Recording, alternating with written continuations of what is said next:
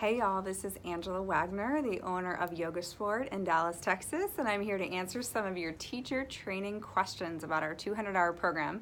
And Miss Ashley Bright is behind the camera, and she's going to ask me some of the questions. These are FAQs that we get answered, that we get asked all the time. And we just had our open house. We have our early discount that's coming up, so I wanted to make sure I got these out to you all right now. So, what's our first question, Ash?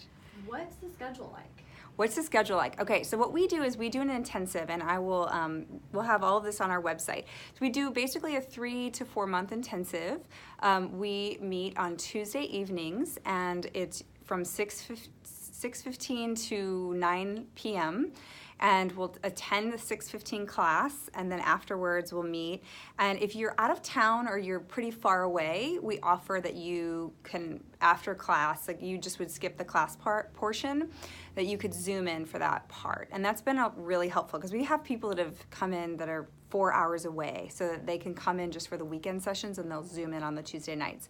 Tuesday nights, the majority of the Tuesday night sessions are more of the personal development, discussion type sessions, and less of this sort of asana type things.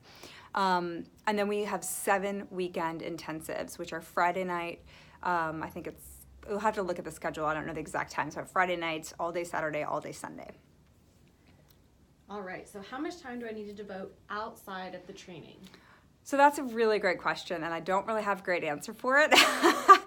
And the reason I say that is because it really depends on the person. So some people will, it depends on how quickly you retain information, how much background you have in yoga and anatomy and whatever it is that we're studying, how much downtime you have,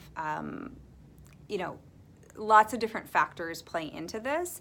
I always tell people to tell your loved ones and your job and your family, everyone in your life, that you're doing this and that you're essentially going to school and you're doing an intensive for 3 to 4 months, and to please, let them help you have this extra time. So it's not like you have to give up all your friends and family for 3 to 4 months. That's not what I'm saying. But you can't expect to just come to training and then when you're not in training, not do anything. You will definitely need time to do assignments. You'll need time to study. You will need time to go over the information. You'll want to meet with other people in the training to do practice sessions and things like that. So what I tell people is the more you put into it outside of the classroom, the more you're going to get out of it. So the people that put more time into it outside of it come out as stronger teachers in the end, because you'll be able to get higher level feedback from me and the other teachers. So, I can't put a number on it, but it also doesn't mean you can't travel or go do fun things on the weekends that you're off. Just plan to study and plan to have some time. Awesome. So what happens if I miss class? So if you miss class, we have ways for you to make it up, and you won't make up the exact thing that you missed, but what we always say is find a buddy. So, make friends with someone who takes really good notes.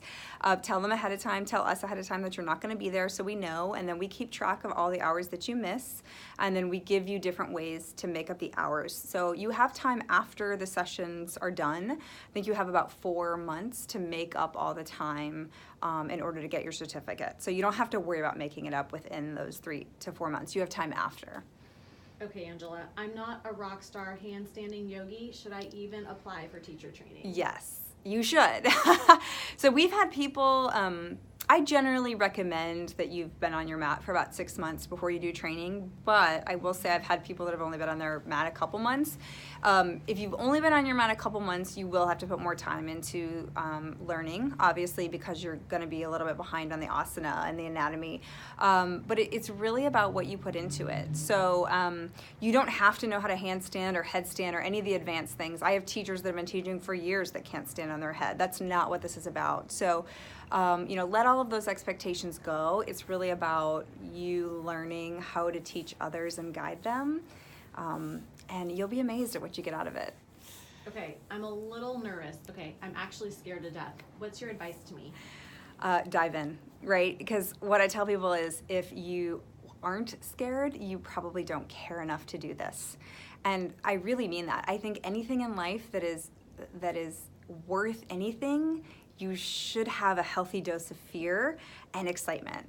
And one of my coaches told me that years ago, and I think it's brilliant. And it's made me appreciate a lot of the things that I love and a lot of the things that I've done, because everything that's been really important to me, I've had that healthy dose of fear with it, right? And so I don't know anyone that's gone into training without a healthy dose of fear. And so embrace that. You're going to have an amazing group of people that will become your best friends for life. You will go through so much personal development with them, share some things that you have probably not shared with anyone before. So it's a very unique experience, especially for adults to go through.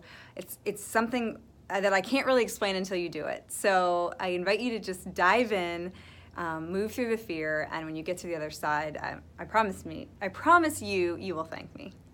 All right, I have one last question for you. I found another training. Why should I pay extra for yours? Okay, so there's a lot of reasons. So not all trainings are equal. It's not apples to apples. So what I always tell people is to look at what they provide, find out how long has the person been training, how many hours are actually included. So you should be getting a 200-hour certificate, which means that the lead trainers should be spending 180 hours with you. So do the math. There's trainings that are only offering 100 hours of the teacher's time with you. And you may think, oh, that's amazing. I can get the same certification for $1,000 less and 100 hours less, and it's amazing. And I can tell you, I retrain those people every single year. I have at least 2 to 3 of those people in my classes because they don't actually learn how to teach yoga. You cannot learn how to teach yoga in 100 hours. So there's generally a really good reason that the trainings are less expensive. A lot of times the trainings, there's 3, 4, 5 trainings a year, so they'll just kind of churn people in and out. We only do 1 to 2 max, usually only 1, because we put our heart and soul in it. So talk to the lead teacher, go to the studio, find out what it is that they bring into it. You know, who teaches the anatomy? Our anatomy teachers are unbelievable. Chiropractor, yogis that have been doing yoga as long as I have, over 20 years. So they understand the body in a way that you can't really explain. Whereas I've had people that show videos for the anatomy portion. And I mean, I just think, are you kidding me? I've had lead teachers say, I don't think anatomy is important. Well, we have to do it, so we just show them a video. And I'm like, oh my gosh, you know, we're teaching people how to use their bodies. Like, that's terrible, you know. So, you know, quality is everything. You want people that care, that you know, are here, that love yoga, that want the best for you, that want you to know how to give this to others, because this is important work we're doing. Physically, mentally, and emotionally, people need this. So I invite you. I love this work. I'm so grateful to be doing it, and I hope you'll join me.